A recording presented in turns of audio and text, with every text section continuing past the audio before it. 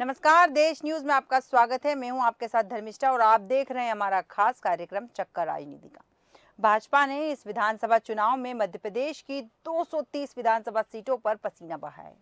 प्रधानमंत्री नरेंद्र मोदी, केंद्रीय गृह मंत्री अमित शाह, भाजपा राष्ट्रीय अध्यक्ष जेपी नड्डा, मुख्यमंत्री शिवराज सिंह चौहान सहित केंद्रीय मंत्री और भाजपा के दिग्गज नेताओं ने 594 चुनावी सभाएं और रोड शो किए हैं। मध्य प्रदेश में राष्ट्रीय और राज्य स्तर के नेताओं ने जनसभाएं की है। भाजपा के 57 संगठनात्मक जिलों के 1093 मंडलों में तैनात 68 लाख से अधिक भाजपा कार्यकर्ताओं ने 1,75,241 नए कार्यकर्ताओं ने चुनाव में विजय के लिए दिन रात एक कर दिए। वहीं मध्य प्रदेश में राष्ट्रीय और राज्य स्तर के नेताओं ने कई जनसभाएं की और प्रधानमंत्री नरेंद्र मोदी ने 15 सभाएं की। अमित शाह ने 21, राष्ट्रीय अध्यक्ष जेपी नड्डा ने 14 और राजनाथ सिंह ने 12 सभाएं की है। नितिन गडकरी ने 3, शिवराज सिंह चौहान ने 165, योगी आदित्यनाथ ने 16, भूपेंद्र यादव ने 7, वीडी शर्मा ने 55 और अश्विनी वैष्णव ने 3 सभाएं की है। अनुराग ठाकुर ने 2, साध्वी निरंजन ज्योति ने 8, निर्मला सीतारमण ने 2, स्मृति ईरानी ने 8, नरेंद्र सिंह तोमर ने 38 जनसभाएं की और ज्योतिरादित्य सिंधिया ने 80 जनसभाएं की। प्रहलाद पटेल 40, फग्गन सिंह कुलस्ते 18, हेमंत बिस्वा शर्मा 15, प्रमोद सावंत 16, ऐसे कई नाम हैं भारतीय जनता पार्टी के दिग्गज नेताओं के जिन्होंने कई जनसभाएं की है और इन जनसभाओं के माध्यम से जनता को साधने की कोशिश की है। इसी पर विस्तृत चर्चा के लिए हमारे साथ मेहमान जुड़े हुए हैं। भारतीय जनता पार्टी से ब्रजराज सिंह चौहान जुड़े हैं, कांग्रेस से योगेंद्र सिंह जी जुड़े हुए हैं और आप पार्टी से हेमंत जोशी जी जुड़े हैं। आप तीनों मेहमानों का देश न्यूज में बहुत बहुत स्वागत है। सबसे पहले ब्रजराज जी आपके पास आऊंगी मैं, उसके पहले मैं योगेंद्र जी के पास जाऊंगी। योगेंद्र जी, जिस तरह से भारतीय जनता पार्टी ने इतनी सारी सभाएं की है और जनता को साधने की कोशिश की है, भारतीय जनता पार्टी के सभी दिग्गज मैदान में उतर चुके हैं, कई सभाएं की है और जैसा कि मैंने जिक्र किया है 594 से ज्यादा सभाएं की है और जनता को साधने का प्रयास किया है। कांग्रेस कितना जनता को साध पाई है 2023 के विधानसभा चुनाव में? देखिए समीक्षा जी, चुनाव किसी भी पार्टी के स्तर का हो, पार्टी के राष्ट्रीय नेता हर चुनाव में शामिल होते हैं, चाहे वो कांग्रेस पार्टी हो, कांग्रेस पार्टी के लिए भी हो, चाहे भारतीय जनता पार्टी हो। दोनों ही पार्टी के राष्ट्रीय नेता, राज्य नेता, सभाएं, जनसभाएं और ये सभी एक राजनीतिक प्रचार प्रसार का केंद्र का एक केवल स्तर है। रहा भारतीय जनता पार्टी का, तो आप देख रहे हैं कि मध्य प्रदेश के अंदर पिछले 20 वर्षों से लगातार भारतीय जनता पार्टी सत्तासीन है और 18 वर्षों से शिवराज सिंह जी मध्य प्रदेश का नेतृत्व कर रहे हैं। अब मध्य प्रदेश के अंदर जो चुनाव हुआ उसमें इतने वर्षों तक भारतीय जनता पार्टी के यहाँ पर काबिज रहने के पश्चात भी इतने बड़े बड़े शीर्ष नेतृत्व, सत्ता से प्रधानमंत्री, देश के गृह मंत्री लगातार यह सभाएं पे सभाएं करते रहे, रोड शो करते रहे, तो निश्चित रूप से ऐसा लग रहा था कि यह चुनाव, मध्य प्रदेश विधानसभा का चुनाव, शिवराज सिंह जी को बचाने के लिए चलाया गया केवल एक अभियान था। मध्य प्रदेश में भारतीय जनता पार्टी पूरी तरह से फेल हो चुकी है और हमने देखा था कि पिछले 2018 के चुनाव में भी मध्य प्रदेश की जनता ने मध्य प्रदेश में शिवराज सिंह जी के चेहरे को नकार दिया था, लेकिन भारतीय जनता पार्टी और भारतीय जनता पार्टी का शीर्ष नेतृत्व विवश हो चुका था, क्योंकि भारतीय जनता पार्टी का शीर्ष नेतृत्व तो फेल हो चुका था। वह यह समझने के लिए कि मध्य प्रदेश में शिवराज सिंह जी का चेहरा, मध्य प्रदेश के भारतीय जनता पार्टी के कार्यकर्ता भी नकार चुके हैं, भारतीय जनता पार्टी का संगठन भी नकार चुका है और भारतीय जनता पार्टी की जनता भी नकार चुकी है। इसको समझने में शायद भारतीय जनता पार्टी के शीर्ष नेतृत्व को काफी देर हो चुकी थी और यही कारण था कि उसी चेहरे पर चुनाव लड़ना था। लेकिन व्यवस्था यह थी कि मध्य प्रदेश के कई नेताओं को, कई सांसदों को भारतीय जनता पार्टी ने इस राजनीतिक अखाड़े में यह सोचकर उतार दिया ताकि जनता दिग्भ्रमित होगी कि मध्य प्रदेश में यदि भारतीय जनता पार्टी की सरकार बनेगी तो इस चेहरे को मध्य प्रदेश का मुख्यमंत्री नहीं बनाया जाएगा। ऐसे कयास पैदा करने का प्रयास मध्य प्रदेश के बीच में किया गया, लेकिन मध्य प्रदेश में भारतीय जनता पार्टी की विदाई का समय पूरी तरह से तय है। मध्य प्रदेश की जनता जान चुकी है कि मध्य प्रदेश में शिवराज सिंह की सरकार पूरी तरह से फेल हो चुकी है। ठीक है योगेंद्र जी, आपके पास आऊंगी। इसके पहले हमारे साथ अभिषेक शर्मा, राजनीतिक विश्लेषक, जुड़ चुके हैं। अभिषेक जी, देश न्यूज में आपका बहुत बहुत स्वागत है। अभिषेक जी, जैसे कि बात चल रही है कि भारतीय जनता पार्टी के दिग्गजों ने 594 चुनावी सभाएं की है इस बार विधानसभा चुनाव को साधने के लिए। कांग्रेस ने भी सभाएं की है, लेकिन भारतीय जनता पार्टी की इन सभाओं का कितना लाभ भारतीय जनता पार्टी को मिलने वाला है? देखिए धर्मिष्ठा जी, चुनावी सभाएं और सम्मेलन हमेशा जो है ये धन और बल दोनों को दिखाता है कहीं ना जी। कहीं। जो सत्ता में होता है ऑब्वियसली उसकी सभाएं उतनी तेज होती हैं, और जितनी ज़्यादा संख्या में राजनीतिक सभाएं कोई भी सत्ता पक्ष या विपक्ष जो भी पार्टी करेगी, जी। उसके साथ ही एक संदेश दिया जाता है कि मतदाताओं की संख्या और जनाधार उनके साथ में है। जी। तो ऑब्वियसली राजनीतिक सभाएं और सम्मेलन जो हैं वो प्रभाव तो डालते हैं, परंतु जी। जब चुनाव जैसे जैसे नज़दीक आते हैं तो आपने देखा कि इस बार मध्य प्रदेश में जहां जहां भी सीएम बीजेपी स्टेट में रहे, जी। वो भी काफ़ी मात्रा में उन्होंने सभाएं करी।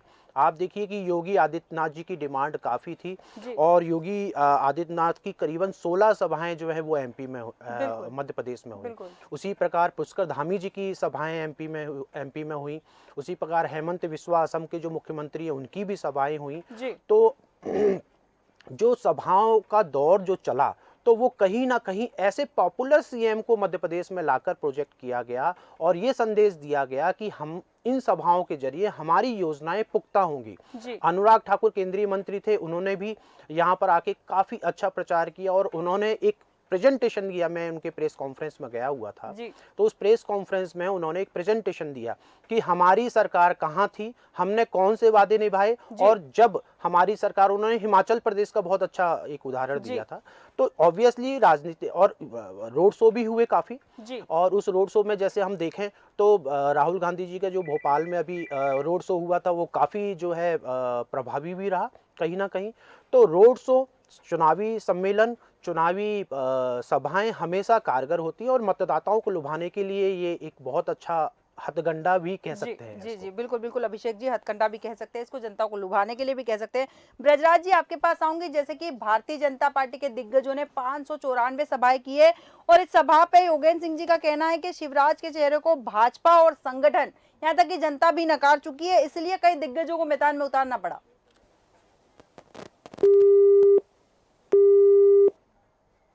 शायद ब्रजराज जी से हमारा संपर्क टूट गया। हम पुनः ब्रजराज जी से संपर्क करने की कोशिश करेंगे। हेमंत जोशी जी, आपके पास आऊंगी। हेमंत जी, जिस तरह से भारतीय जनता पार्टी ने इतनी सारी सभाएं की जनता को साधने के लिए, कहीं ना कहीं सभाओं के माध्यम से उन्होंने कोशिश की है कि वो जनता के छोटे से वर्ग तक की पहुंचे। कांग्रेस ने भी कोशिश की, आम आदमी पार्टी यहाँ कहीं नजर नहीं आई, सभा करते हुए नजर नहीं आई। क्या लगता है कि सभा के मामले में भारतीय जनता पार्टी ने कांग्रेस और आम आदमी पार्टी को पछाड़ दिया है या पीछे छोड़ दिया है? देखिए, जो सभा की है तो सभा में कौन से विषयों पे बात की है? नेशनल विषयों पे बात करी। मध्य प्रदेश के विषयों पे किसी भी मतलब खास करके भारतीय जनता पार्टी के जो बड़े नेता थे उन्होंने मध्य प्रदेश के बारे में कुछ नहीं बोला जी। मध्य प्रदेश में भ्रष्टाचार फैल रहा है, नरेंद्र सिंह तोमर के बच्चे के वीडियो आ रहे हैं, उसके बारे में किसी ने भी एक कथन नहीं बोला जी। तो इनकी सत्ता जारी है, इनको सत्ता जाने का डर था, इसलिए इन्होंने ज्यादा से ज्यादा सभा करी है। इलेक्टोरल ब्रांड के रूप में बहुत सारा पैसा आ रहा है तो पार्टी लगा रही है। जनता को तो उसका पता ही नहीं है कि किसको कितना पैसा और किस औद्योगिक घराने से मिल रहा है। ठीक है, ठीक है। तो इन्होंने कहा और सत्ता जाने का बरोबर डर है और सत्ता जारी है इनकी। ठीक है, ठीक है हेमंत जी, बिल्कुल आपके पास होंगे। आप ही के सवाल के साथ ब्रजराज सिंह जी के पास जाऊंगी। ब्रजराज जी, जैसा कि हेमंत जी का कहना है कि सत्ता जाने का डर भारतीय जनता पार्टी में व्याप्त है, और साथ ही शिवराज जी के चेहरे को भाजपा का संगठन भी नकार चुका है और जनता भी नकार चुकी है। हेमंत जी से कहिए कि सबसे पहले उनको डर होना चाहिए, क्योंकि अरविंद केजरीवाल जी जेल जाने वाले हैं और उनकी पूरी पार्टी को कन्विक्शन किया जा रहा है। आप ए बी टीम की तरह कांग्रेस के काम कर रहे हैं, डर आपको होना चाहिए।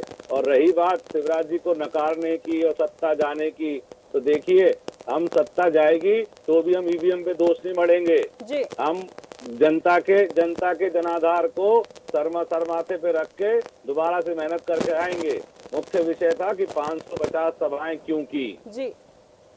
हम मैं इस पर एक बहुत स्पष्ट रूप से कहना चाहता हूं, हमारे पास में नेतृत्व है, हमारे नेता को दुनिया सुनना चाहती है, हमारे नेताओं को दुनिया सुनना चाहती है, चाहे वो माननीय प्रधानमंत्री जी हो, चाहे गृह मंत्री जी हो, चाहे हेमंता बिस्वा शर्मा हो, चाहे योगी आदित्यनाथ हो, चाहे पुष्कर धामी हो, चाहे अनुराग ठाकुर हो। जनता सुनना चाहती है। वो लोग जब आके अपनी बात रखते हैं तो जनता के बीच में बात जाती है। कमियां पेशी हो सकती हैं चीजों में, लेकिन ये बात नहीं है कि इनके हिसाब से सब कुछ बोलेंगे आके। हमने अपना रिपोर्ट कार्ड रखा, माननीय गृह मंत्री जी ने आके सभा की, संकल्प पत्र रखा, माननीय राष्ट्रीय अध्यक्ष जी ने आके सभा की, उन्होंने अपनी बात रखी।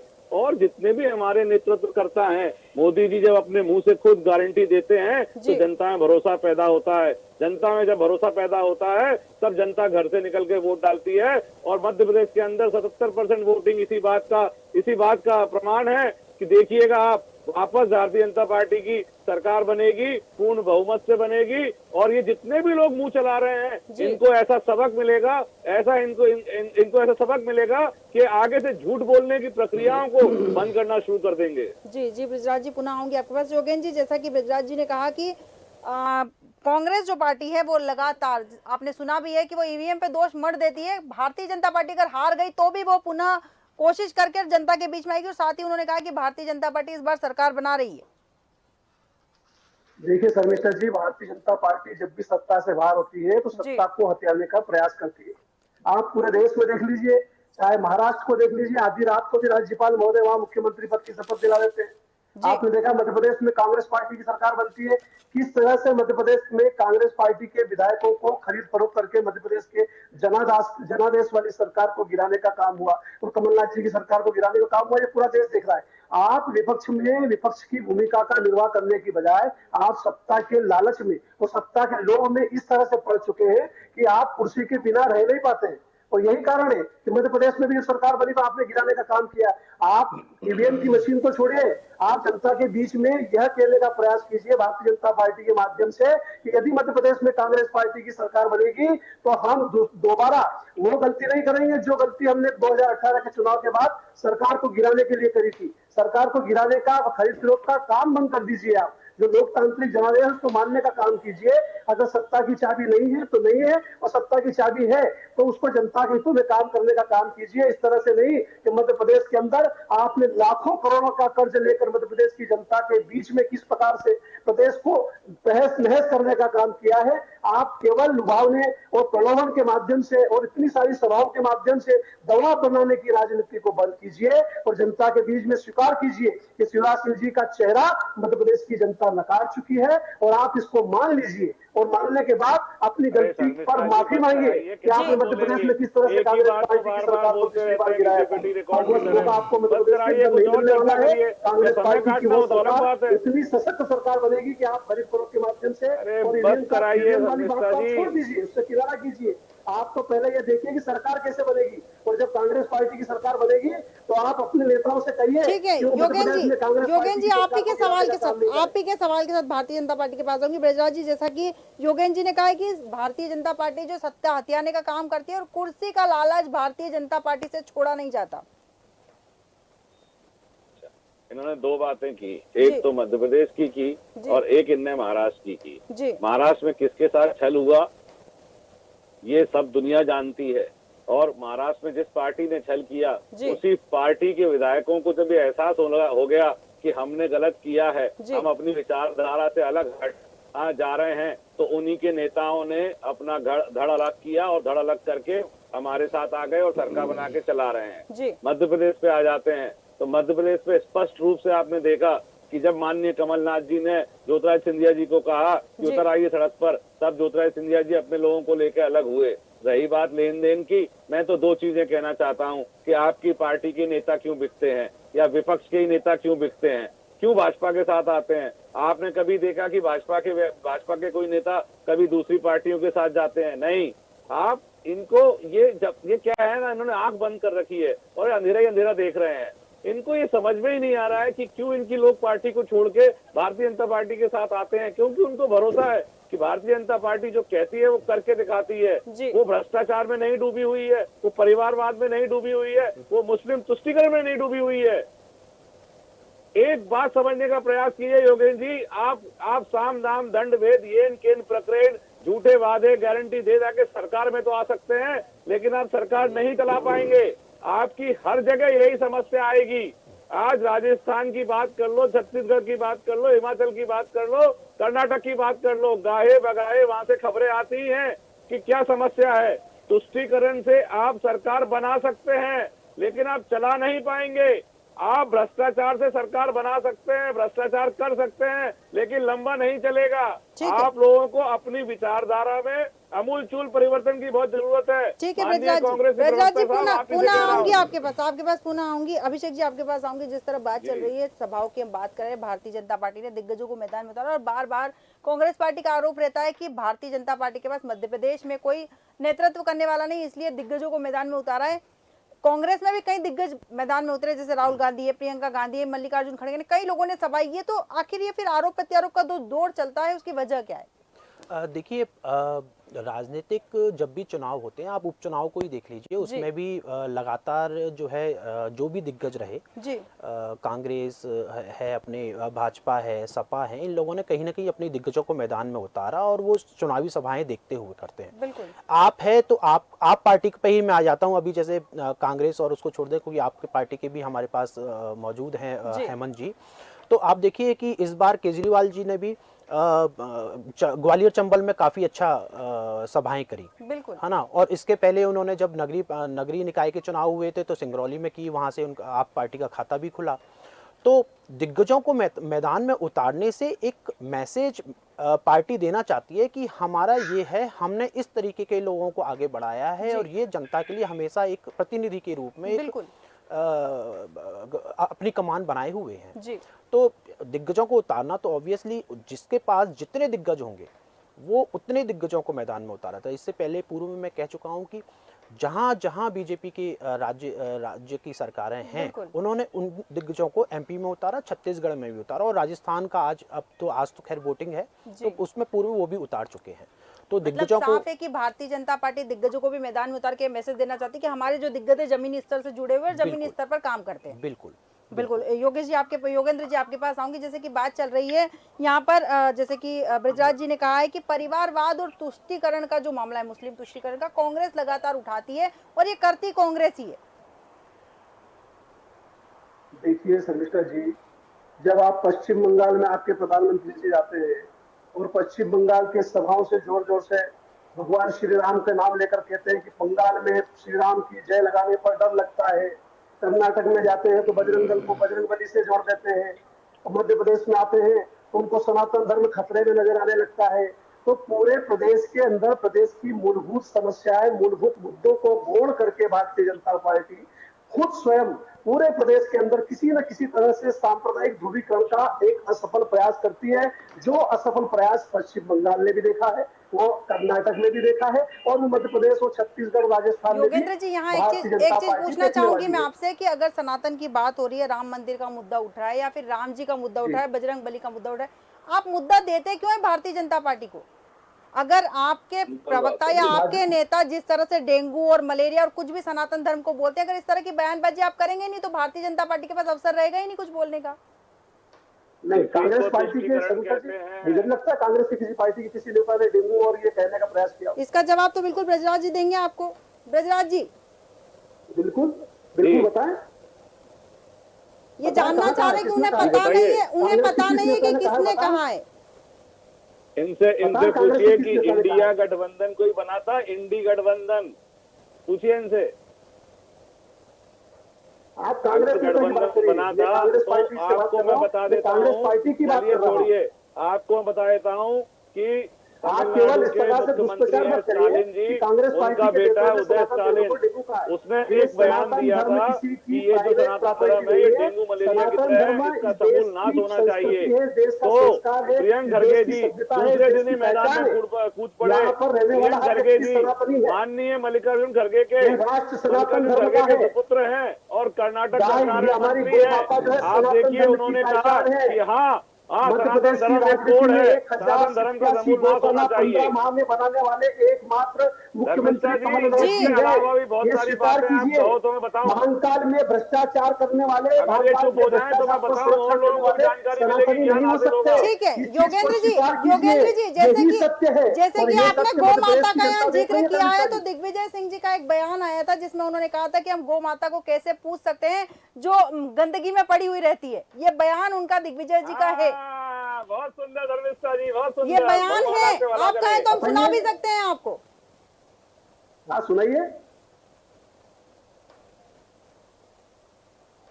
ये दिग्विजय सिंह का बयान हमारे एक प्रोग्राम में चला भी है।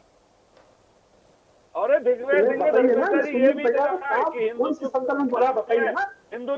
हिंदू आतंकवादी के शब्द का जो इजाद किया वो भी किया माननीय दिग्विजय सिंह ने। दिग्विजय सिंह खुद को बहुत बड़ा वो मानते हैं, कल की जो वो प्रबोध आचार्य कृष्णन है उनके दोस्त हैं, लेकिन आज उनके बयानों के साथ नहीं खड़े हैं सिर्फ इसलिए क्योंकि इनको मुस्लिम वोट चाहिए, इनको तुष्टीकरण करना है। ये सेकुलरिज्म के नाम पर हिंदुत्व का शोषण करते हैं और मुस्लिम लोगों को मुस्लिम बहुल क्षेत्रों से वोट मिले इसलिए उनका तुष्टीकरण करते हैं, उनको खुश रखने का प्रयास करते हैं। इन्हीं की सरकार में राम के अस्तित्व को चैलेंज किया गया था, इन्हीं की सरकार में कहा गया था कि राम सेतु नाम की कोई चीज नहीं है। आज राम मंदिर बन रहा है, आज हिंदू अगर एक भगवान के झंडे तले आ रहा है तो इनको बहुत तकलीफ होती है। जिसको इस देश की सीमाओं में रहने वाले प्रत्येक नागरिक से प्रेम है, वो सनातन धर्म को प्रेम करता है, वो इस राष्ट्र को प्रेम करता है। वो यही कांग्रेस की विचारधारा है। अरे आपका प्रेम चुनावी प्रेम है, आप उदार चरिता नाम वसुदेव कुटुंबकम, आप चुनावी हिंदू हैं। सर्वधर्म सद्भाव, अभी कल ही एक व्यक्ति उदार चरिता नाम वसुदेव कुटुंबकम की मौका दीजिए इनको चुप उत्कृष्ट करा के। संस्कृति का ठीक है नाम सनातन है। योगेन जी पुनः आऊंगी आपके पास, है। बृजराज जी पुनः आपके पास भी आऊंगी। इसके पहले हेमंत जी आपके पास आऊंगी। जिस तरह से चर्चा चल रही है कि सभाएं जो हो रही है जनता को साधने के लिए हो रही, जनता अपना वोट दे चुकी है, 3 तारीख को रिजल्ट आने वाला, आपको क्या लगता है कि क्या संभावनाएं बन रही? इतनी सारी चुनावी सभाएं की गई, जनता को साधने की कोशिश की है, कौन सी ऐसी पार्टी है, आप आम आदमी पार्टी, सपा, बसपा, या फिर कौन ऐसी पार्टी है जो जनता तक आसानी से पहुंच सकी है और जनता ने उनके वादों पर भरोसा किया? क्या आम आदमी पार्टी पर जनता ने भरोसा किया है? देखिए, जनता ने भरोसा किया है बदलाव के लिए, तो 100% जो सरकार है ये जा रही है और भाजपा के प्रवक्ता को मूल मुद्दों से कोई लेना देना नहीं है, भाजपा के नेताओं को मुद्दा नहीं है, शिक्षा, स्वास्थ्य, रोजगार, महिला अत्याचार पे कोई लेना देना नहीं, उनको हिंदू, मुस्लिम, गाय और इस पे पूरे देश को चलाना है। तो इससे देश का विकास होगा। आप ये विषयों पे डिबेट करेंगे, इस विषय से देश का भला होगा, इस विषय से होगा।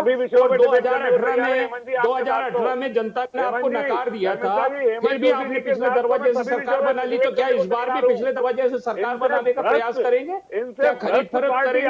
क्या जो नंबर 2 का पैसा आ रहा है करोड़ों रुपए वो विधायकों को खरीदने के लिए करेंगे? व्यापम भ्रष्टाचार, मध्याह्न भोजन भ्रष्टाचार, छात्रावास भ्रष्टाचार पे कोई आवाज नहीं निकलेगी इनके केंद्रीय मंत्री के लड़कों के बड़ा हो गए, 3 वीडियो आ गए उनके, उस पे ना सीबीआई आई ना ईडी आई है देश में। ठीक है हेमंत जी, योगेन जी पुनः आऊंगी, अभिषेक शर्मा जी आपके पास आऊंगी। चूंकि हमारे पास समय की सीमा है तो बहुत कम शब्दों में आपकी प्रतिक्रिया चाहूंगी। जैसा कि बात चल रही है, जनताओं तक सभाएं की गई है, मुद्दे पहुंचाने की कोशिश की, बात रखने की कोशिश की गई है, क्या लगता है कि किसकी बात जनता बहुत अच्छे से समझोगी? कौन सी ऐसी पार्टी है जो जनता के बीच एक्चुअल में गई है और जनता को अपनी बात समझा पाई है?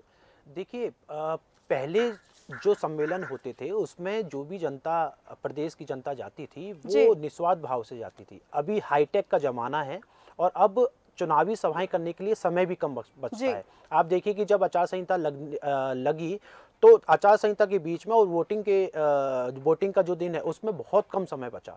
तो अब एक मैसेज है, अब जनता जो है, जो युवा पीढ़ी आ रही है, वो अब चुनावी सभाओं में और सम्मेलनों में उतना इंटरेस्ट नहीं दिखाती है। वो ये देखती है कि मेरा जनप्रतिनिधि कितना दिनों तक मेरे साथ में है, 5 साल में कितनी बार वो मेरे संपर्क में रहा, या मेरे वार्ड में आया, मेरी कॉलोनी में आया। तो अब ये चुनावी सभाएं हैं, धन और बल के आवेश में आकर हो सकती हैं, प्रभावित कर सकती हैं, परंतु कन्वर्ट वोटर्स तभी होता है जब उसको संकल्प पत्र उसका या घोषणा पत्र में उसको इंटरेस्ट दिखता है कि 5 साल तक हमारे लिए किसी सरकार ने क्या किया। बिल्कुल सही तो कहा धर्मिष्ठा जी, ये सिंपल सा फंडा है कि हम राजनीतिक सभाएं या सम्मेलन, आप देखिए कि दिग्विजय सिंह जी का भी जो सम्मेलन हुए उसमें सभाएं उन्होंने नहीं करी, उन्होंने सम्मेलन किए, उनके सबसे ज्यादा सम्मेलन हुए, 125 सम्मेलन उन्होंने किए। शिवराज सिंह चौहान जी का 165 से ज्यादा हुए, पर लगातार उनकी इससे पहले यात्राएं निकलती रही। तो देखिए, ये अब जो दिग्गज है, जैसा आपने पहले कहा कि दिग्गजों को मैदान में उतारा जाता है, तो ये दोनों पार्टियां समझ चुकी हैं कि लगातार ऐसे सम्मेलन, सभाएं अब सिर्फ चुनावी दौरे में नहीं, लगातार सरकार में रहते हुए भी हमको करने होंगे, जनता तक हर चीज पहुंचानी होगी, तभी उसका प्रभाव वोटिंग वाले दिन हमको दिखेगा। बिल्कुल सही कहा आपने कि जनता तक पहुंचने के लिए सभाएं तो साथ है ही सही, लेकिन जनता को अपनी बात समझाना और जनता तक अपनी बात और जनता के मुद्दों को समझना भी बहुत आवश्यक है। बिल्कुल सही कहा आपने। ब्रजराज सिंह जी, योगेंद्र सिंह जी, हेमंत जोशी जी, अभिषेक शर्मा जी, आप चारों मेहमानों का साथ हमारे साथ बने रहने के लिए, विस्तृत चर्चा के लिए बहुत बहुत धन्यवाद। जैसे कि बात चल रही थी, 594 सभाएं की गई है, भाजपा के दिग्गजों के द्वारा रोड शो किए गए हैं और जनता को साधने की तमाम कोशिशें की गई है। कांग्रेस ने भी कई कोशिशें की है, कई सभाएं की है, आपने भी कोशिश की है, सपा ने कोशिश की है, बसपा ने कोशिश, सभी पार्टियों ने, सभी राजनीतिक दलों ने जनता को साधने की कोशिश की है। अब देखना दिलचस्प होगा कि 3 तारीख को जो रिजल्ट आने वाले हैं उसमें जनता ने किसकी सभा को आशीर्वाद दिया है। हमारे आज के खास कार्यक्रम चक्कर राजनीतिका में फिलहाल इतना ही। आप बने रहिए देश न्यूज के साथ। नमस्कार।